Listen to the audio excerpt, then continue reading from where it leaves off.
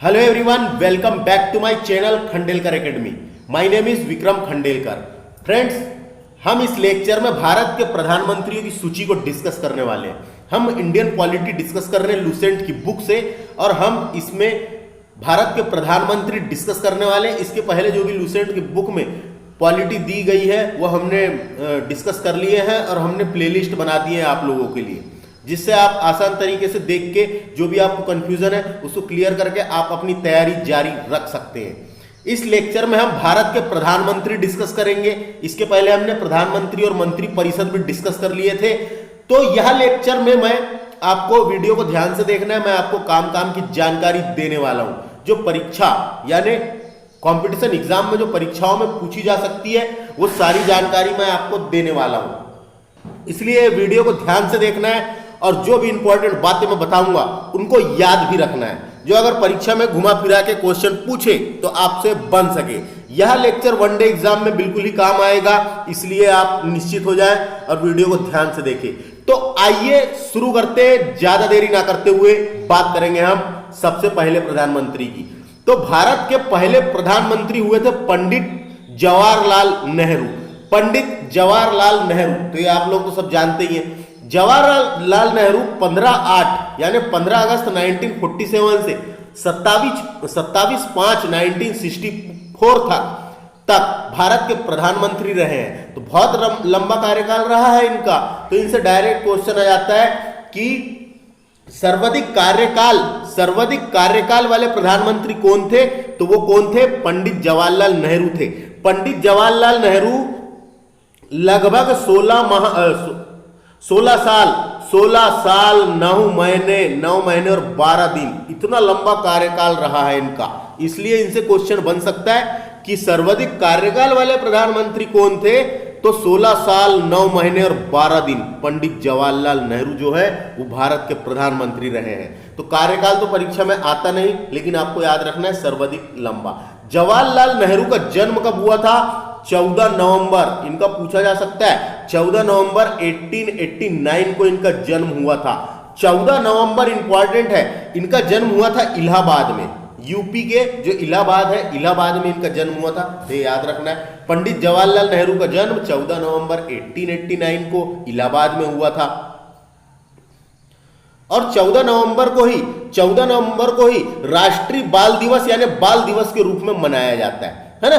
बाल दिवस के रूप में आमतौर पर इनके जन्म दिवस के रूप में मनाया जाता है, क्योंकि पंडित नेहरू ने भारत की आजादी के बाद बच्चों की शिक्षा, प्रगति और कल्याण के लिए बहुत काम किया था। इसीलिए इनके जन्म दिवस को बाल दिवस के रूप में मनाया जाता है, क्योंकि हम बचपन से ही स्कूल में बाल दिवस मनाते आ रहे हैं। तो ये याद रखना है आपको कि बाल दिवस इनका जन्मदिन है ना, तो पता ही होगा आपको। 14 नवंबर को डायबिटीज डे भी होता है, मधुमेह दिवस भी होता है 14 नवंबर को। तो इनका जन्म याद रख लो, इलाहाबाद में हुआ था, है ना। यहां से भारत के पहले प्रधानमंत्री थे, कांग्रेस पार्टी के थे, ये कांग्रेसी थे। सर्वाधिक कार्यकाल वाले प्रधानमंत्री पूछेगा तो इनका ही नाम आएगा। मैंने बताया 16 साल 9 महीने 12 दिन तक थे, और इनकी कार्यकाल के दौरान मृत्यु हो जाती है। इनकी कार्यकाल के दौरान मृत्यु हुई, तो आपको पहला समझ में आ गया।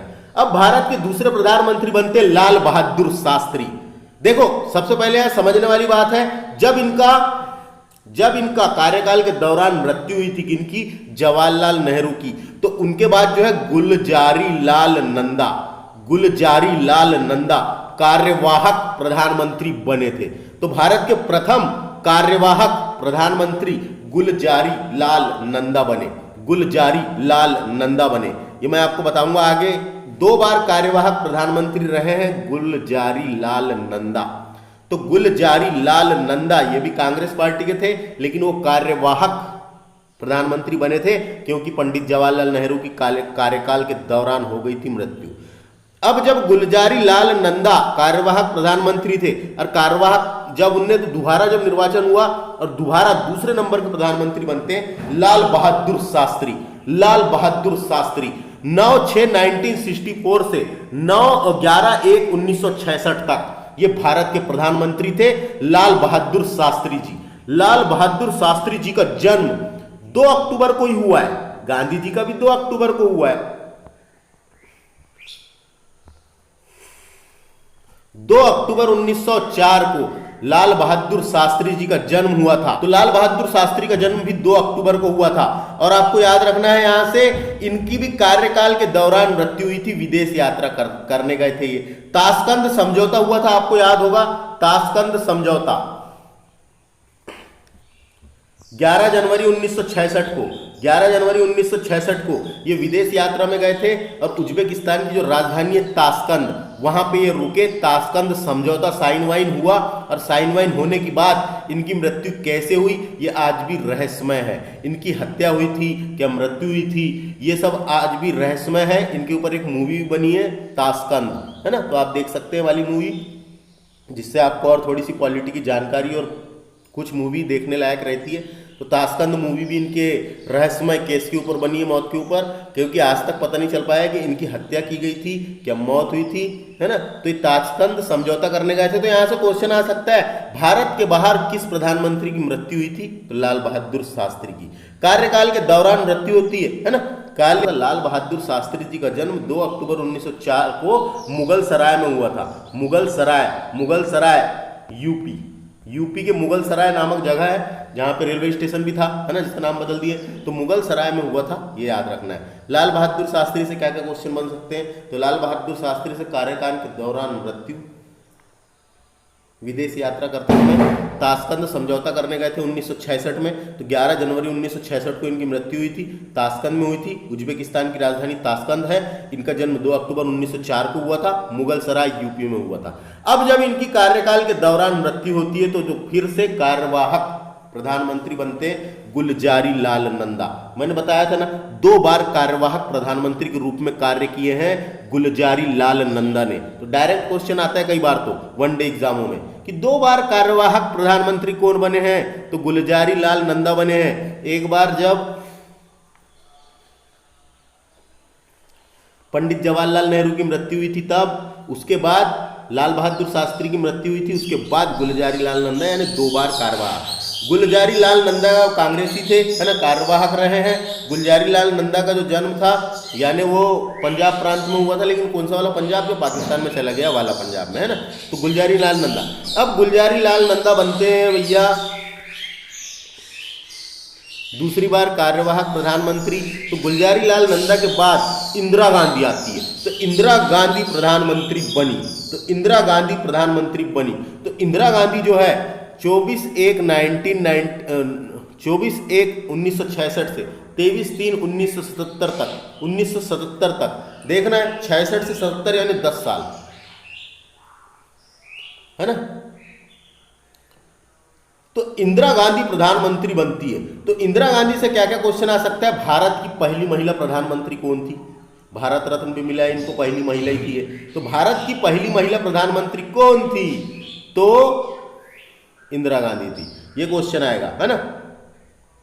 ये राज्यसभा की सदस्य थी। जब ये प्रधानमंत्री बनी उस टाइम पे ये राज्यसभा की सदस्य थी, जबकि लोकसभा का सदस्य होना जरूरी रहता है प्रधानमंत्री के लिए। यानी ऐसा नहीं है, राज्यसभा या लोकसभा कोई भी सदस्य हो सकता है, लेकिन ये ऐसी प्रधानमंत्री थी। अभी तक 4 ही लोग ऐसे हैं जो राज्यसभा के थे और प्रधानमंत्री बने। तो इंदिरा गांधी जो है राज्यसभा की सदस्य थी, है ना। इनके नेहरू की लड़की थी ये, पंडित नेहरू की, है ना, पंडित नेहरू की लड़की थी। तो ये याद रखना है। 19 नवंबर को जन्म हुआ था इंदिरा गांधी का। 19 नवंबर की बात है, 19 नवंबर 1917 को हुआ था जन्म। और 19 नवंबर को ही राष्ट्रीय एकीकरण दिवस यानी नेशनल इंटीग्रेशन डे के रूप में मनाया जाता है। नेशनल इंटीग्रेशन डे के रूप में मनाया जाता है इंदिरा गांधी के जन्म दिवस के अवसर पर।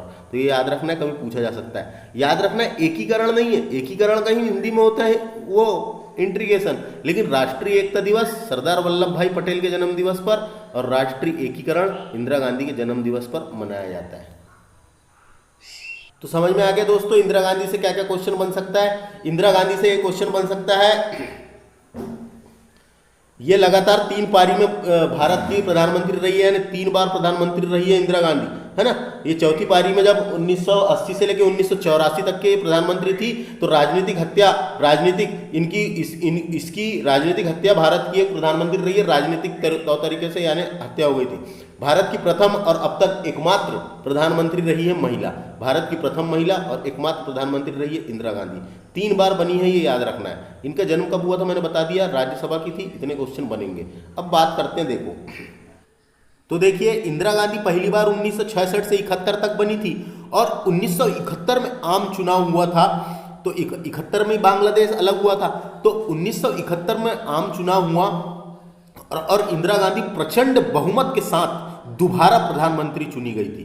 प्रचंड बहुमत के साथ 1971 से 77 तक दोबारा प्रधानमंत्री चुनी गई थी। वह इंदिरा गांधी का समय था, इंदिरा गांधी का ही भारत कहलाता था, यानी India is Indira and India is Indira, ऐसे नारे चला करते थे, यानी इंदिरा गांधी का ही समय था वो। तो जब सेकंड बार जब वो चुनाव में प्रधानमंत्री बनी, लेकिन उसके बाद स्थितियां बदलने लगी थी, तो जो सेकंड बार जब वो रायबरेली से चुनाव में सांसद थी, वो रायबरेली से, और रायबरेली के ही प्रत्याशी थे जय नारायण, जिनका नाम था राजनारायण।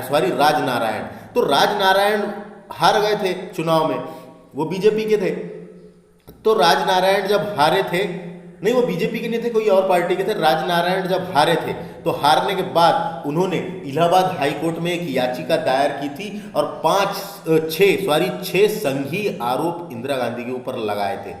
6 संघीय आरोप इंदिरा गांधी के ऊपर लगाए थे और इलाहाबाद हाई कोर्ट ने यहाँ फैसला सुनाया था उस आरोप के तहत कि इंदिरा गांधी अब 5 साल तक के कहीं चुनाव नहीं लड़ सकती। लेकिन वो पद पर पहले से तो ही थी, तो पद पर वो पहले से ही थी। तो पद पर जब वो पहले से ही थी, तो कुछ समय बाद पूरी स्थितियां बदलने लगी, विपक्ष उनके ऊपर हावी होने लगा, देश में बहुत सारी गतिविधियां बढ़ने लगी, और वो उनके खिलाफ फैसला भी आया था। फिर संजय गांधी का आगमन होता है, संजय गांधी ने सुप्रीम कोर्ट पे याचिका दायर की थी, वहाँ से भी कोई वो नहीं हुआ। तो बहुत ज़्यादा दबाव पड़ने लगा, बहुत ज़्यादा स्थितियां देश की बिगड़ने लगी, क्योंकि इंदिरा गांधी का कार्यकाल समाप्त होने वाला था। तो यानी कार्यकाल समाप्त नहीं हुआ था। तो इंदिरा गांधी ने राष्ट्रपति फखरुद्दीन अली अहमद, उस टाइम पर राष्ट्रपति कौन थे? फखरुद्दीन अली अहमद। तो इंदिरा गांधी ने राष्ट्रपति फखरुद्दीन अली अहमद से अपना जो अध्यादेश है उस पर साइन करा दिया था। और 25 जून की बात है, 25 जून 1975 से 21 मार्च 1977 तक, 25 जून 1975 से 21 मार्च 1977 तक 21 महीने की अवधि में भारत में यानी भारत में आपातकाल की घोषणा कर दी थी। तत्कालीन राष्ट्रपति फखरुद्दीन अली अहमद ने तत्कालीन भारतीय प्रधानमंत्री के कहने पर भारतीय संविधान का अनुच्छेद अनुच्छेद 352 के अधीन आपातकाल की घोषणा कर दी। स्वतंत्र भारत में इतिहास में इसे काला लोकतंत्र या फिर काली रात के रूप में जाना जाता है। लोकतंत्र की हत्या या काली रात के रूप में जाना जाता है। तो भारत में 21 महीने का आपातकाल लग गया था, जब तक इंदिरा गांधी का कार्यकाल समाप्त नहीं हो जाता, है ना। तो ये समझ में आया आपको? ऐसे करके भारत में 21 महीने का आपातकाल लगा था। अब इंदिरा गांधी ने 21 महीने का आपातकाल लगा दी। अब उनका कार्यकाल खत्म होने वाला था, 25 जून तक 21 मार्च तक के का आपातकाल लगा। उसके बाद फिर देखिए जब इंदिरा गांधी का उसके बाद मोरारजी देसाई की सरकार आती है फ्रेंड्स। तो ये जनता दल के थे, तो मोरारजी देसाई की गठबंधन सरकार आई, मोरारजी देसाई की सरकार। और आते के साथ ये सरकार ने संविधान में वो संशोधन किए गए कि राष्ट्रपति जो है प्रधानमंत्री जो है राष्ट्रीय आपातकाल ऐसे नहीं लगा सकता। उसमें सशस्त्र विद्रोह शब्द भी जोड़ा गया था। ये हम जब संविधान संशोधन पढ़ेंगे जब देखेंगे। और बहुत सारी चीज़ों का संशोधन कर दिया गया कि राष्ट्रीय आपातकाल इस प्रकार का नहीं लगेगा, थोड़ा उसमें बदला, यानी सशस्त्र शब्द जोड़ा गया, ऐसे कुछ और हुआ था। तो देखो मोरारजी देसाई जब प्रधानमंत्री बनते हैं तो उनकी सरकार भी ज़्यादा दिन नहीं चलती, 77 से 79 तक के चलती है, क्योंकि देश में कई सारी गतिविधियां होती रहती है, विपक्ष हावी होता है। तो मोरारजी देसाई की सरकार भी 77 से 79 तक चली मात्र, और सरकार गिर जाती है। उसके बाद चौधरी चरण सिंह की सरकार आती है, ये भी 79 से 80 तक चलती है और फिर सरकार गिर जाती है। और उसके बाद फिर से जब चुनाव होते हैं, उसके बाद फिर से इंदिरा गांधी आती है। तो इंदिरा गांधी 3 बार प्रधानमंत्री बनी है, 80 से लेकर 84 तक। और 31 अक्टूबर 1984 को इंदिरा गांधी की हत्या हो गई थी राजनीतिक गतिविधियों के कारण, ऐसा इतिहास में कहा जाता है। जब पहली बार प्रधानमंत्री बनती है 10 साल के लिए, तो उसके बाद मोरारजी देसाई की सरकार आती है। तो मोरारजी देसाई से क्या क्या क्वेश्चन आ सकता है? मोरारजी देसाई जो है 24/3/1970 से 79 तक के बने हैं प्रधानमंत्री। मोरारजी देसाई से एक क्वेश्चन आता है, ये सर्वाधिक आयु के प्रधानमंत्री थे। ये सर्वाधिक आयु के प्रधानमंत्री रहे हैं, सर्वाधिक उम्र के 21 साल उम्र थी जब बने हैं ये प्रधानमंत्री। तो इनसे डायरेक्ट क्वेश्चन आता है, सर्वाधिक आयु वाले प्रधानमंत्री कौन थे पूछेगा? मोरारजी देसाई। मोरारजी देसाई जनता पार्टी के थे। कहने का मतलब है ये कि ये भारत के प्रथम गैर कांग्रेसी प्रधानमंत्री रहे हैं। भारत के प्रथम गैर कांग्रेसी का मतलब क्या होता है?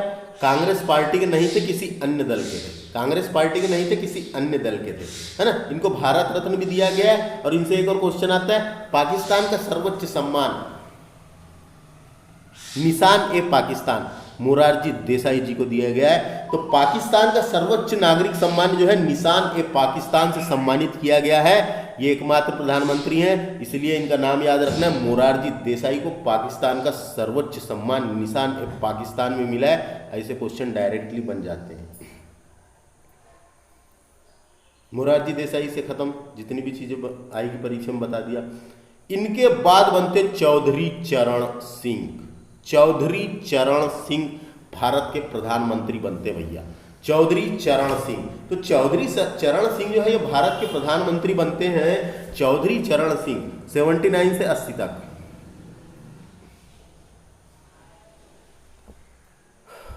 चौधरी चरण सिंह का जो जन्म है वो 23 दिसंबर को हुआ था। 23 दिसंबर को 1902 को हुआ था। 23 दिसंबर को राष्ट्रीय किसान दिवस के रूप में मनाया जाता है, क्योंकि किसान भी थे ये। राष्ट्रीय किसान दिवस किसके जन्म दिवस में मनाया जाता है? ऐसे क्वेश्चन आ जाते हैं। राष्ट्रीय किसान दिवस के रूप में ही मनाया जाता है। तो चौधरी चरण सिंह जो थे ये लोकसभा का सामना नहीं किया था इन्होंने। तो इनसे क्वेश्चन आता है, लोकसभा का सामना नहीं करने वाले प्रधानमंत्री कौन थे? तो वो थे चौधरी चरण सिंह। अब कहेंगे कि ऐसा कैसा हो गया कि लोकसभा में गए नहीं है? तो ऐसा इसलिए था क्योंकि लोकसभा का कोई सत्र ही नहीं चल रहा था। 1 साल तो रहे चाहिए प्रधानमंत्री। तो जितने टाइम तक के भारत के प्रधानमंत्री थे उस टाइम तक के लोकसभा का सत्र ही नहीं चल रहा था, इसलिए ये पहुंचे ही नहीं वहाँ। इसलिए इनका नाम आता है चौधरी चरण सिंह ने कभी चरण ही नहीं रखे कहाँ? लोकसभा में। तो ये याद रखना है, पूछा जा सकता है। चरण से याद रखना है, चरण नहीं रखे।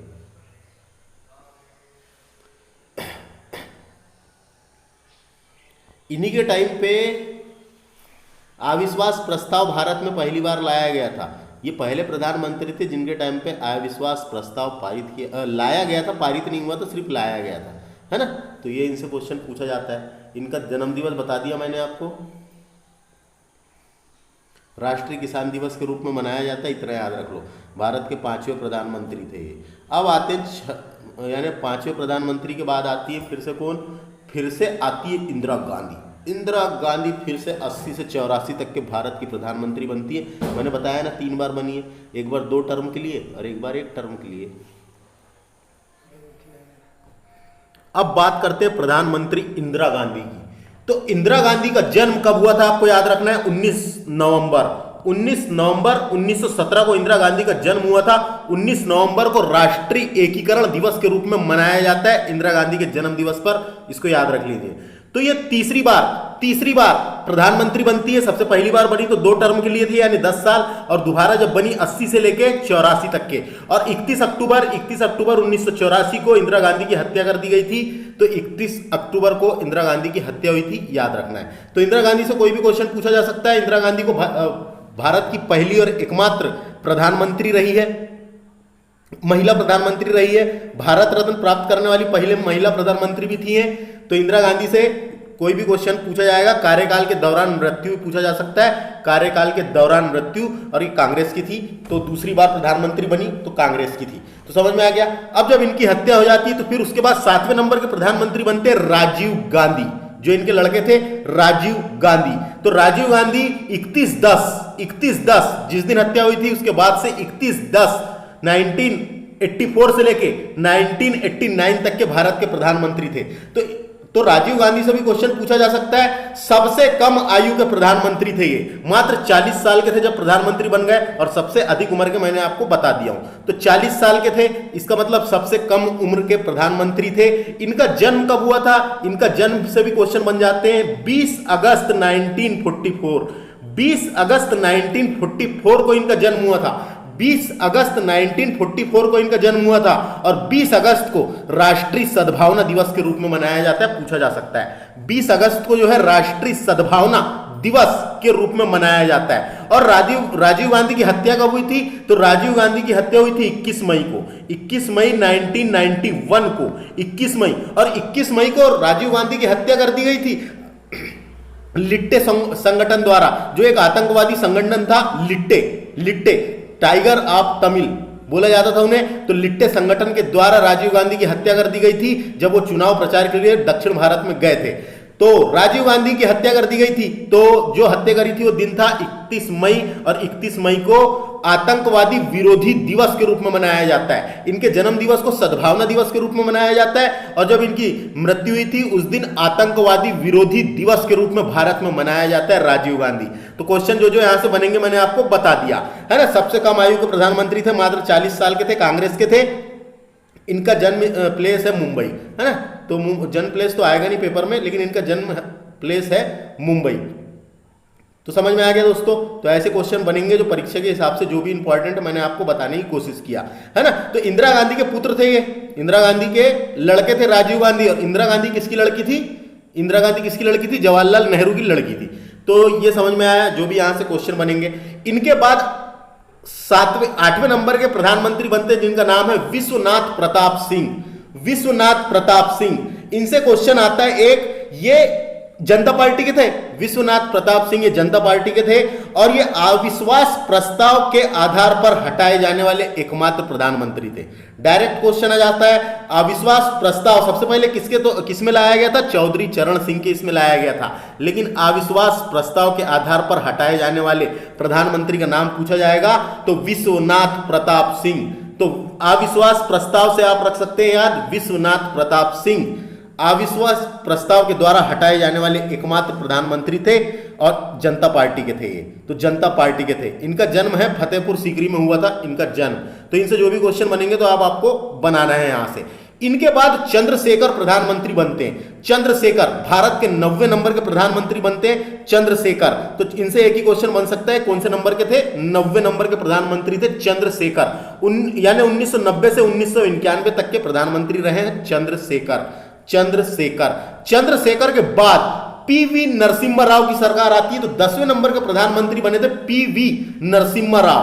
पीवी नरसिम्हा राव, है ना, पीवी नरसिम्हा राव। इनका पूरा नाम क्या था? पामुलापति वेंकट नरसिम्हा राव भारत के 10वें प्रधानमंत्री के रूप में जाने जाते हैं, है ना। तो ये याद रखना है। लाइसेंस राज्य की समाप्ति भी कर दिए थे इन्होंने। क्वेश्चन बन सकता है लाइसेंस राज्य की समाप्ति किसने किया था? पीवी नरसिम्हा राव के द्वारा किया गया था। और आंध्र प्रदेश के मुख्यमंत्री भी रहे हैं ये। जो पीवी नरसिम्हा राव थे ये आंध्र प्रदेश के मुख्यमंत्री के रूप में भी इन्होंने कार्यभार संभाला है ना। तो प्रधानमंत्री बनने में भाग्य का बहुत बड़ा हाथ था, ऐसा कहा जाता है इन केस में। तो पीवी नरसिम्हा राव दक्षिण भारत के प्रथम प्रधानमंत्री थे, कभी पूछा जा सकता है। दक्षिण भारत से बनने वाले प्रथम प्रधानमंत्री पीवी नरसिम्हा राव थे। ये कांग्रेस पार्टी के थे। बस पीवी नरसिम्हा राव से क्वेश्चन आएगा तो इतना ही क्वेश्चन बनेंगे। इनके बाद अटल बिहारी वाजपेयी जी भारत के प्रधानमंत्री बनते हैं, है ना। तो अटल बिहारी वाजपेयी जी का जन्म कब हुआ था? याद रख लो सबसे पहले तो इनका जन्म कब हुआ था? 25 दिसंबर 1924 को इनका जन्म हुआ था ग्वालियर में। क्वेश्चन आ जाता है कहां हुआ था? ग्वालियर में। अटल बिहारी वाजपेयी का जो जन्म दिवस है 25 दिसंबर को राष्ट्रीय सुशासन दिवस के रूप में मनाया जाता है। यह भी पूछा जाता है। राष्ट्रीय सुशासन दिवस यानी गुड गवर्नेंस डे। भारत में राष्ट्रीय सुशासन दिवस या good governance day Atal Bihari Vajpayee के जन्म दिवस पर मनाया जाता है। तो यह क्वेश्चन बन जाता है। तो इनके टाइम पे भी अविश्वास प्रस्ताव पारित किया गया था, लाया गया था। और कभी पूछा सबसे कम कार्यकाल वाले प्रधानमंत्री कौन थे, तो ये सबसे कम कार्यकाल वाले थे फ्रेंड्स। क्या हुआ था, सबसे कम कार्यकाल वाले कैसे थे ये, तो ये क्वेश्चन कभी बन सकता है कि सबसे कम कार्यकाल वाले प्रधानमंत्री कौन थे, तो ये मात्र 13 दिन के लिए बने थे, मात्र 13 दिन, है ना, मात्र 13 दिन के लिए बने थे। तो ऐसे भी क्वेश्चन आ जाते हैं कई बार, मात्र 13 दिन के लिए क्वेश्चन बन सकता है, मात्र 13 दिन के लिए, है ना। तो सबसे छोटा कार्यकाल किनका था, जबकि अटल बिहारी वाजपेयी जी जो थे, अटल बिहारी वाजपेयी जी जो थे ये भारत के 3 बार प्रधानमंत्री रहे हैं, भारत के 3 बार प्रधानमंत्री रहे हैं, लेकिन एक टर्म इनका ऐसा था जिसमें मात्र 13 दिन के लिए प्रधानमंत्री बने थे, इसलिए इनका नाम दर्ज है इतिहास में कि सबसे कम समय तक रहने वाले प्रधानमंत्री कौन थे, तो अटल बिहारी वाजपेयी जी थे। अटल बिहारी वाजपेयी जी से और क्या क्या क्वेश्चन बन सकते हैं, सबसे कम कार्यकाल वाले, जन्म ग्वालियर में हुआ था, याद रखो 25 दिसंबर 1924 को, 25 दिसंबर को राष्ट्रीय सुशासन दिवस के रूप में मनाया जाता है, अभी मात्र इतना याद रखो। तो देखिए 13 दिन के लिए बने ये।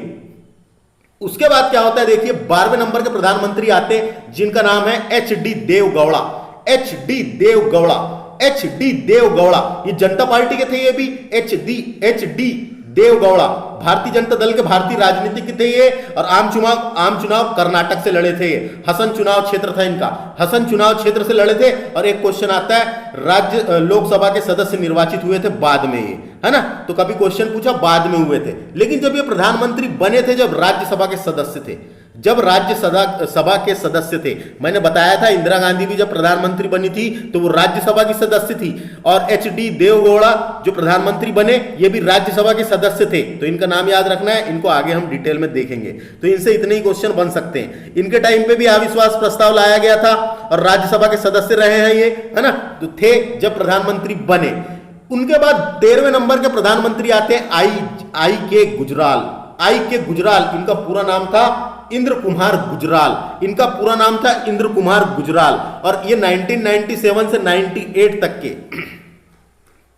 भारत के 13वें नंबर के प्रधानमंत्री रहे हैं, भारत के 13वें नंबर के प्रधानमंत्री रहे हैं। इनसे क्या क्या क्वेश्चन आ सकता है फ्रेंड्स, तो ये जनता पार्टी के थे, इनसे इतना ही क्वेश्चन पूछा जाएगा, कभी पूछ लिया जाए कौन से नंबर के थे, तो 13 नंबर के थे, याद रखना है, बस इतना पूछा जा सकता है। इनके बाद फिर से अटल बिहारी वाजपेयी जी बनते हैं 14वें नंबर के प्रधानमंत्री, तो अटल बिहारी वाजपेयी फिर से 1998 में और 1999 तक, 98 से 1999 तक भारत के प्रधानमंत्री बनते अटल बिहारी वाजपेयी। तो देखो फिर से बने, उसके बाद फिर से 1999 से 2004 तक अटल बिहारी वाजपेयी भारत के प्रधानमंत्री बनते हैं। इसका मतलब अटल बिहारी वाजपेयी भारत के 3 बार प्रधानमंत्री रहे हैं, इसका मतलब 3 बार प्रधानमंत्री रहे हैं। हिंदी कवि, पत्रकार व एक अच्छे वक्ता भी थे ये, है ना। भारतीय जनसंघ के संस्थापक के रूप में भी इन्हें जाना जाता है, और बीजेपी के अध्यक्ष भी रहे हैं ये 1968 से 73 तक, तो 3 बार रहे हैं। और इनसे जो भी क्वेश्चन मैंने बनेगा तो मैंने बता दिया। उसके बाद 16वें नंबर के प्रधानमंत्री डॉक्टर मनमोहन सिंह बनते हैं, डॉक्टर मनमोहन सिंह। मनमोहन सिंह भारतीय गणराज्य के 16वें नंबर के प्रधानमंत्री थे, साथ ही वे अर्थशास्त्री भी थे, तो आप जानते हो तो एक अर्थशास्त्री भी रहे हैं बहुत बड़े।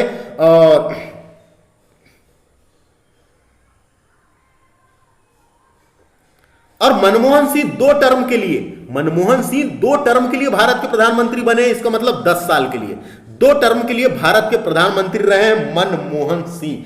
सबसे पहले मैंने आपको बताया था सबसे लंबा कार्यकाल पंडित जवाहरलाल नेहरू का था। पंडित जवाहरलाल नेहरू के बाद अगर देखा जाए तो सर्वाधिक कार्यकाल वाले यही हैं डॉक्टर मनमोहन सिंह, क्योंकि 2 टर्म यानी 10 साल के लिए भारत के प्रधानमंत्री रहे हैं। डॉक्टर मनमोहन सिंह का जन्म जो है पंजाब प्रांत में हुआ था जो वर्तमान पाकिस्तान में है, और प्रथम अर्थशास्त्री प्रधानमंत्री के रूप में जाने जाते हैं ये, और आरबीआई के 15वें नंबर के गवर्नर भी बने हैं ये। RBI reserve bank of India के 15वें नंबर के गवर्नर भी बने हैं 1982 से 85 तक के डॉक्टर मनमोहन सिंह।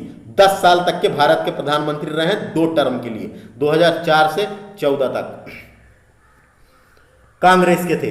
उसके बाद आते हैं नरेंद्र मोदी, 17वें नंबर के प्रधानमंत्री हैं।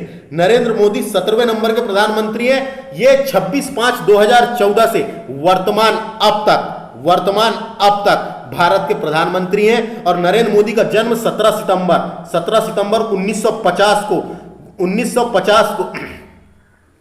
1950 को गुजरात के बड़नगर में हुआ था। गुजरात के बड़नगर गुजरात में, गुजरात के बड़नगर में हुआ था। और बीजेपी वाले इनके जन्म दिवस को राष्ट्रीय सेवा दिवस यानी सेवा दिवस के रूप में भी मनाए हैं 1-2 बार। तो नरेंद्र मोदी का जन्म कहां हुआ था? बड़नगर में हुआ था। और इनका लोकसभा क्षेत्र कौन सा है? वाराणसी। जो यूपी का वाराणसी, वहां से ये लोकसभा क्षेत्र है इनका, वहां से सांसद है। तो इनका लोकसभा क्षेत्र कौन सा है? वाराणसी, जो यूपी में है। और वर्तमान में दूसरी बार, क्योंकि एक बार चुनाव हुआ था 2014 में, जब से बने 5 टर्म के लिए, और वर्तमान अभी दूसरा टर्म चल रहा है। तो 2 बार सेकंड टर्म इनका चालू है। तो 2 बार भारत के प्रधानमंत्री बन चुके हैं। इसके अलावा गुजरात के 4 बार मुख्यमंत्री रह चुके हैं ये। इसके अलावा गुजरात के 14वें नंबर के मुख्यमंत्री थे और गुजरात के लगातार 4 बार मुख्यमंत्री रह चुके हैं नरेंद्र मोदी। नरेंद्र मोदी का पूरा नाम है नरेंद्र दामोदर दास मोदी, है ना। तो ये यहां से जो भी क्वेश्चन बनेंगे, तो इनका लोकसभा क्षेत्र भी मैंने बता दिया। तो ये पूरा आपको नरेंद्र मोदी से एक और फैक्ट याद रखिए, स्वतंत्र भारत के बाद जन्मे भारत के पहले प्रधानमंत्री ये है ना। मैंने बताया 17 सितंबर 1950 को इनका जन्म हुआ था। तो स्वतंत्रता के बाद जन्मे भारत के पहले प्रधानमंत्री है। ऐसे प्रधानमंत्री है जिनका जन्म स्वतंत्रता के बाद हुआ था और भारत के प्रधानमंत्री बने। तो ये भी क्वेश्चन डायरेक्ट पूछा जाता है। नरेंद्र मोदी जी का सेकंड टर्म चल रहा है। एक बार 2014 में जीते ये, और उसके बाद दोबारा 2019 का लोकसभा चुनाव हुआ था, उसमें जीते ये। उनका सेकंड टर्म चालू है। भारत के प्रधानमंत्रियों की सूची बताया, उनसे रिलेटेड जो काम की इंपॉर्टेंट इंफॉर्मेशन दिया जो कंपटीशन एग्जाम में पूछी जाती है। अब फैक्ट के रूप में कुछ लिख रखे हैं जो मैंने बता चुका हूं, लेकिन इनको डिस्कस करना बहुत जरूरी है क्योंकि क्वेश्चन बनेंगे यहीं से ही। अब हम आगे बात करेंगे भारत के प्रधानमंत्रियों की सूची, और इनसे रिलेटेड फैक्ट मैंने आपको बताने की कोशिश किया हूं, लेकिन लूसेंट में जो फैक्ट लिख रखे हैं जो मैंने आपको बता दिया हूं, लेकिन इनको फिर से डिस्कस करना जरूरी है क्योंकि क्वेश्चन बनेंगे यहीं से। तो देखिए, भारत में सबसे लंबा कार्यकाल प्रथम प्रधानमंत्री पंडित जवाहरलाल नेहरू का रहा है। 16 वर्ष 9 महीने और 12 दिन तक अपने पद पर रहे हैं ये। उसके बाद कार्यकाल के दौरान मृत्यु हुई थी और इनकी लड़की थी इंदिरा गांधी। तो देखिए, अब देश की प्रथम महिला प्रधानमंत्री श्रीमती इंदिरा गांधी बनी थी। ये वे ऐसी व्यक्ति थी जो अलग अलग अवधि में भारत की प्रधानमंत्री रही हैं, यानी 3 बार भारत की प्रधानमंत्री रही हैं। तो ये याद रखना है आपको। जब पहली बार इंदिरा गांधी प्रधानमंत्री बनी थी तो वह राज्यसभा की सदस्य थी, ये याद रखें। तो समझ में आ गया आपको। ये इंदिरा गांधी जब पहली बार प्रधानमंत्री बनी थी तो राज्यसभा की सदस्य थी। और उसके बाद बात करेंगे, चौधरी चरण सिंह एकमात्र ऐसे प्रधानमंत्री रहे हैं जो कभी भी लोकसभा में उपस्थित नहीं हुए हैं। इसका मतलब क्वेश्चन आता है, चौधरी चरण सिंह एकमात्र ऐसे प्रधानमंत्री थे जो लोकसभा का सामना कभी नहीं किए। ऐसा क्यों हुआ था? क्योंकि कोई लोकसभा का वो जब बने हैं ज्यादा टाइम के लिए तो बने नहीं थे, तो लोकसभा का कोई भी सत्र नहीं चल रहा था, इसलिए वो लोकसभा में कभी उपस्थित हुए ही नहीं। इसलिए इतिहास में दर्ज है कि चौधरी चरण सिंह ऐसे एकमात्र प्रधानमंत्री रहे हैं जो कभी लोकसभा में उपस्थित नहीं हुए या फिर लोकसभा का सामना नहीं किए थे। तो क्यों नहीं किए थे आपको समझ में आ गया। सत्र ही नहीं चल रहा तो क्या करते वहां जाके। और विश्वास मत प्राप्त करने वाले असफल होने वाले पहले प्रधानमंत्री विश्वनाथ प्रताप सिंह थे। विश्वनाथ प्रताप सिंह से क्वेश्चन आता है, अविश्वास प्रस्ताव द्वारा हटाए जाने वाले प्रथम प्रधानमंत्री कौन थे? तो विश्वास नहीं था, ऐसा याद रख सकते हैं आप। ये मैंने आप याद रखने के लिए बता रहा हूं। तो विश्वास मत के आधार पर यानी अविश्वास प्रस्ताव के आधार पर, अविश्वास प्रस्ताव कई सारे प्रधानमंत्रियों में लाया गया है, लेकिन हटाए जाने वाले अविश्वास प्रस्ताव के माध्यम से हटाए जाने वाले पहले प्रधानमंत्री विश्वनाथ प्रताप सिंह थे। अगला पढ़ेंगे, एक कार्यकाल में सबसे कम तक प्रधानमंत्री के पद पर रहने वाले प्रधानमंत्री अटल बिहारी वाजपेयी जी थी, मात्र 13 दिन। यानी कि हम ऐसा कैसे कह सकते हैं कि किसी भी एक कार्यकाल में सबसे कम समय तक रहने वाले प्रधानमंत्री अटल बिहारी वाजपेयी जी थे, मात्र 3 बार, जबकि अटल बिहारी वाजपेयी जी भी 3 बार भारत के प्रधानमंत्री बने हैं, है ना। तो ये फैक्ट थे, कुछ और देख लेते हैं। उसके बाद जो फैक्ट लिख रखे हैं तो वही फैक्ट फिर से देखो। सबसे लंबा कार्यकाल किसका? तो पंडित जवाहरलाल नेहरू का 16 वर्ष 9 महीने 12 दिन। सेकंड है, मोरारजी देसाई गैर कांग्रेसी प्रधानमंत्री बने थे। गैर कांग्रेसी का मतलब होता है कि कांग्रेस के अलावा अन्य दल के थे, जनता दल के थे, है ना, जनता पार्टी के थे। तो कांग्रेस के अलावा अन्य दल के थे। कांग्रेस की गठबंधन सरकार जनता दल की गठबंधन सरकार बनी थी। उनके बाद कांग्रेस के बाद यानी इंदिरा गांधी के बाद गठबंधन सरकार बनी थी जनता दल की, तो उसके थे ये। तो भारतीय गैर कांग्रेसी यानी प्रथम गैर कांग्रेसी यानी कांग्रेस के बजाय किसी अन्य दल के थे, तो उनको गैर कांग्रेसी कहा जाता है। तो ऐसे कौन से प्रधानमंत्री थे? मोरारजी देसाई। पद के समय त्यागपत्र देने वाले प्रथम प्रधानमंत्री भी यही थे। तो अपने पद में जब बने थे ये, तो त्यागपत्र देने वाले, पद के दौरान प्रधानमंत्री पद से त्यागपत्र देने वाले प्रथम प्रधानमंत्री मोरारजी देसाई थे। तो ये याद रखें, डायरेक्ट क्वेश्चन आता है। बात करेंगे लोकसभा का सामना ना करने वाले प्रधानमंत्री, तो अभी तो हमने पढ़े थे कि लोकसभा का सामना ना करने वाले प्रधानमंत्री थे, यानी लोकसभा में उपस्थित नहीं हुए थे, लोकसभा गए नहीं थे। उनका नाम था चौधरी चरण सिंह। चौधरी चरण सिंह ये लोकसभा का सामना नहीं किए थे इन्होंने, क्योंकि संसद का कोई सत्र चल ही नहीं रहा था। बात करेंगे अगला फैक्ट की, चौथा नंबर का। ये देखो यहाँ 1 2 3 4 जो दिए हुए हैं, वहीं पे देखो यहाँ पे ये सब लिख के रखे हुए हैं 2 3 4, यानी किन के बारे में ये फैक्ट बताना चाह रहा है। तो अगला वाला है, अविश्वास प्रस्ताव के द्वारा हटाए जाने वाले प्रथम प्रधानमंत्री कौन थे? तो विश्वनाथ प्रताप सिंह। विश्वनाथ प्रताप सिंह ऐसे प्रधानमंत्री थे जो अविश्वास प्रस्ताव के द्वारा हटाए गए थे। सेकंड है, सेकंड वाला पढ़ेंगे, सेकंड वाला पढ़ते हैं। पद ग्रहण के समय किसी भी सदन के सदस्य नहीं थे। 5वें नंबर का, पद ग्रहण के समय किसी भी सदन के सदस्य नहीं थे। पद ग्रहण के समय किसी भी सदन के सदस्य नहीं थे। तो आपको जानकारी के लिए मैं बता दूं, एच डी देवगौड़ा जो थे, देखो 7वां नंबर यहां लिखा हुआ है, ये हम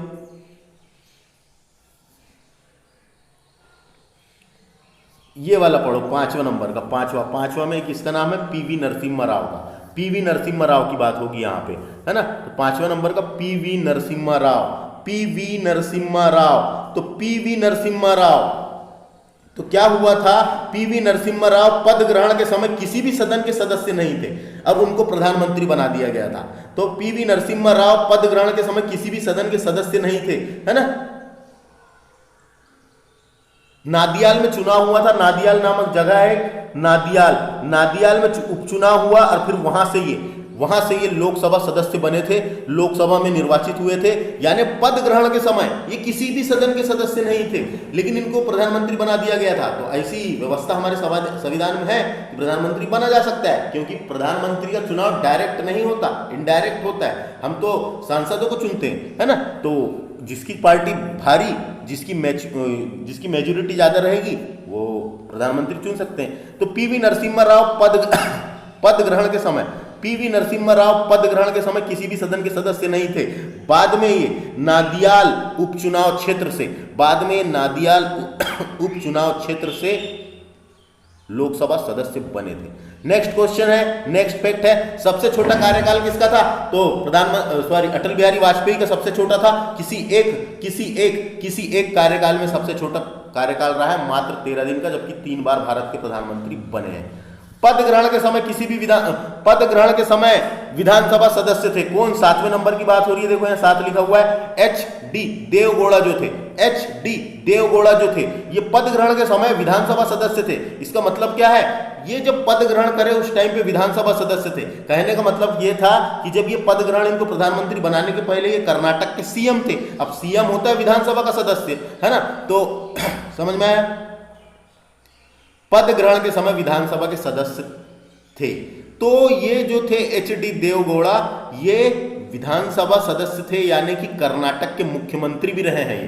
तो कर्नाटक के मुख्यमंत्री थे, वहां से इनको फिर प्रधानमंत्री बनाया गया। तो जब बनाया गया था उस टाइम पे ये विधानसभा सदस्य थे, इसलिए ये क्वेश्चन बन जाता है। पद ग्रहण के समय विधानसभा सदस्य थे, है ना। बाद में फिर ये लोकसभा ज्वाइन किए होंगे, समझने वाली बात है ना। उसके बाद देखिए 3 प्रधानमंत्री, पंडित जवाहरलाल नेहरू, लाल बहादुर शास्त्री और श्रीमती इंदिरा गांधी की मृत्यु उनके पदावधि के दौरान हुई थी, यानी कार्यकाल के दौरान हुई थी। आपने पढ़े थे जवाहरलाल नेहरू भी बहुत साल तक के रहे, लेकिन पद पे रहते हुए मृत्यु।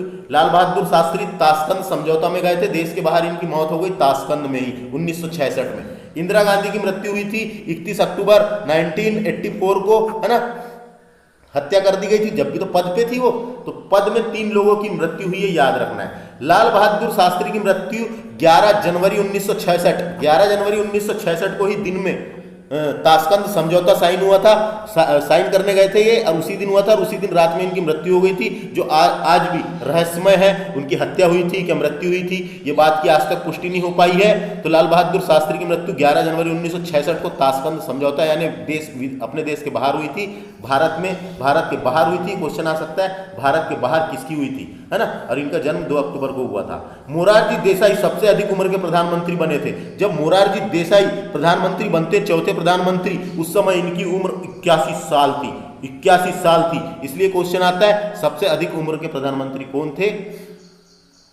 तो मोरारजी देसाई। जबकि सबसे कम उम्र के प्रधानमंत्री कौन थे? तो राजीव गांधी, जो इंदिरा गांधी के लड़के थे, राजीव गांधी सबसे कम उम्र के प्रधानमंत्री बने थे। कहने का मतलब है ये 40 साल के थे उस टाइम पे। और इसके तो सबसे कम उम्र के प्रधानमंत्री कौन थे पूछा जाएगा तो राजीव गांधी, है ना। उसके बाद गुलजारी लाल नंदा जो है ये 64 से 64 तक, कहने का मतलब है जब सबसे पहली बार पंडित जवाहरलाल नेहरू की मृत्यु हुई थी तो पद खाली हो गया था, तो कार्यवाहक प्रधानमंत्री के रूप में सबसे पहले कार्य किए इन्होंने। उसके बाद जब लाल बहादुर शास्त्री की मृत्यु हुई थी 66 में, तो उसके बाद फिर इनको कार्यवाहक प्रधानमंत्री बनाया गया था। तो ये डायरेक्ट वनडे एग्जाम में क्वेश्चन पूछ लिया जाता है कि गुलजारी लाल नंदा ऐसे कौन थे? तो ये गुलजारी लाल नंदा 2 बार भारत के कार्यवाहक प्रधानमंत्री बने हैं। 2 बार भारत के कार्यवाहक प्रधानमंत्री बने हैं गुलजारी लाल नंदा। उसके बाद बात करेंगे हम भारत के प्रथम उप प्रधानमंत्री। तो भारत के लौह पुरुष, iron man of India, Sardar Vallabh भाई पटेल। सरदार वल्लभ भाई पटेल भारत के पहले उप प्रधानमंत्री थे। भारत के पहले उप प्रधानमंत्री थे फ्रेंड्स।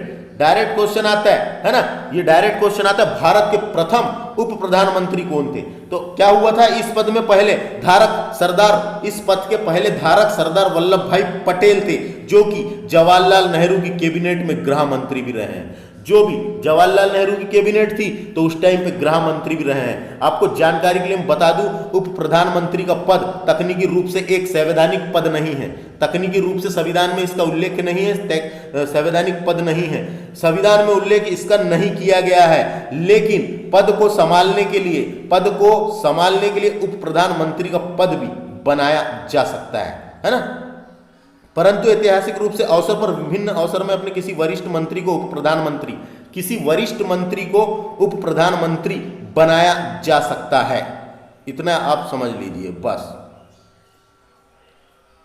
आमतौर पर क्या होता है, रक्षा मंत्री, वित्त मंत्री, गृह मंत्री, यहां से जो बड़े पद पे जो रहते हैं उनको ही उप प्रधानमंत्री बनाया जाता है। तो जवाहरलाल नेहरू की कैबिनेट में गृह मंत्री भी रहे थे पहले, सरदार वल्लभ भाई पटेल, तो आप जानते होंगे, है ना। अब मैं आपको जानकारी के लिए बताता हूं कि भारत के कौन से व्यक्ति हैं जो उप प्रधानमंत्री के रूप में कार्य किए हैं। तो सरदार वल्लभ भाई पटेल भारत के पहले उप प्रधानमंत्री रहे हैं। मोरारजी देसाई भी उप प्रधानमंत्री रहे हैं। चौधरी चरण सिंह भी उप प्रधानमंत्री रहे दोस्तों। जगजीवन राम ये भी भारत के उप प्रधानमंत्री रहे हैं। यशवंत राव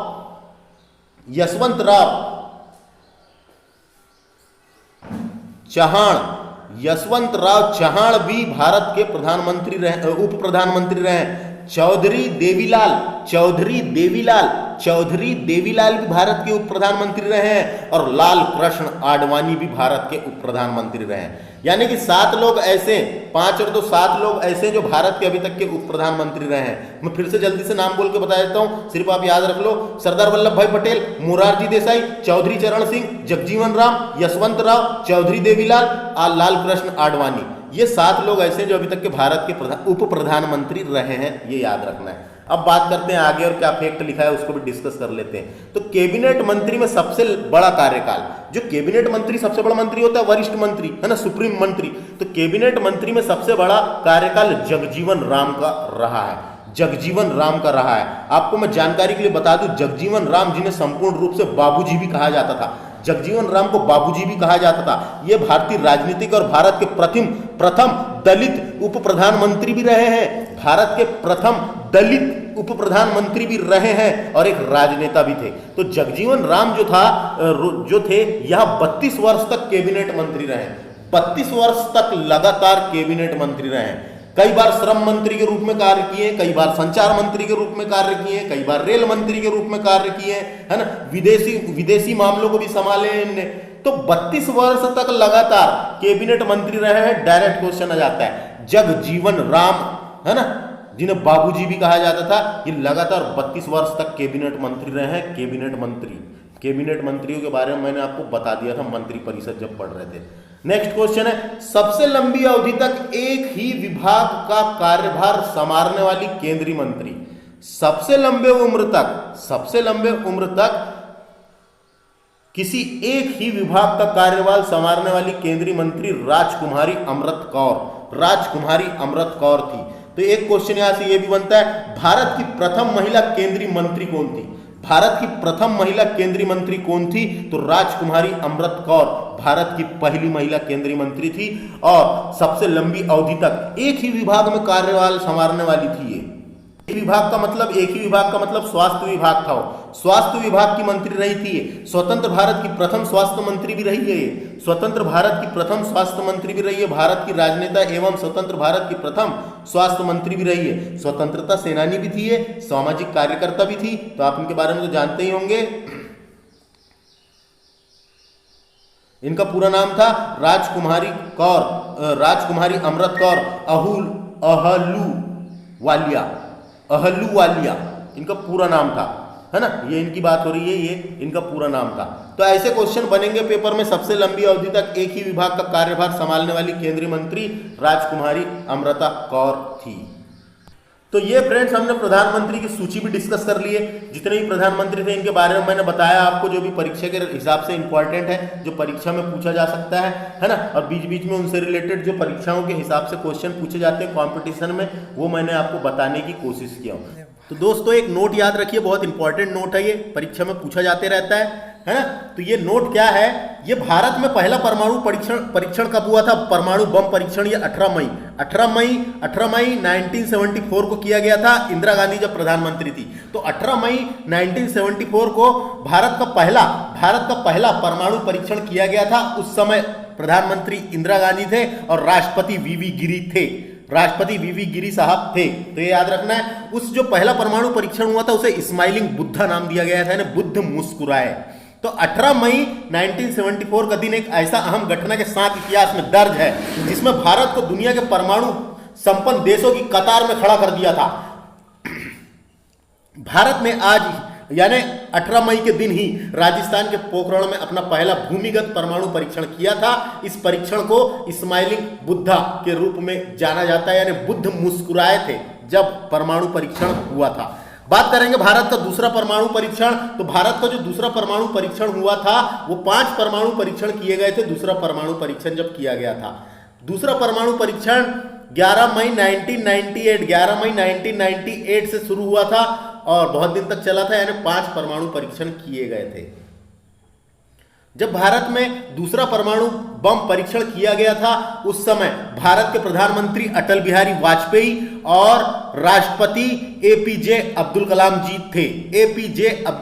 जी थे। तो अटल बिहारी वाजपेयी जी के समय भारत का दूसरा परमाणु परीक्षण किया गया था और भारत ने पूरे विश्व में अपनी ताकत का परचम लहरा दिया था। तो पूछा जा सकता है अटल बिहारी वाजपेयी प्रधानमंत्री थे और सेकंड परमाणु परीक्षण के समय एपीजे अब्दुल कलाम जी राष्ट्रपति थे। तो ये आपने मूवी भी देखा होगा, परमाणु मूवी, तो उससे भी आपको कुछ कुछ इतिहास की जानकारी मिल जाती है। कौन 2 बार रहा है, उनके टाइम पे कौन सी घटनाएं हुई हैं, मैंने ये आपको बता दिया। जैसे परमाणु बम परीक्षण किन किन के बीच में, किन के कार्यकाल के दौरान हुआ था, और जो भी इंपॉर्टेंट फैक्ट है मैंने आपको बताने की कोशिश किया हूँ। तो वीडियो को आप ध्यान से देखिए और आपको फिर जो वीडियो देख के सुन के जो समझ में जाएगा तो फिर आप उसको अच्छे से तैयारी बेहतरीन कर सकते हैं। तो इसके आगे हम आगे डिस्कस करेंगे अब अगले लेक्चर में संघीय संसद यानी राज्यसभा लोकसभा हम आगे डिस्कस करने वाले हैं। तो हमारे इस चैनल को सब्सक्राइब कर लें जिससे नोटिफिकेशन मिलेगा, जभी तो आप मेरे लेक्चर को अच्छे से देख पाएंगे। और बेल आइकन को भी प्रेस कर लें दोस्तों, और हमारे प्रीवियस वीडियो को भी जाके बिल्कुल देखें और शेयर भी किया करें वीडियो को। थोड़ा सा सब्सक्राइबर थोड़े से कम है, तो धन्यवाद।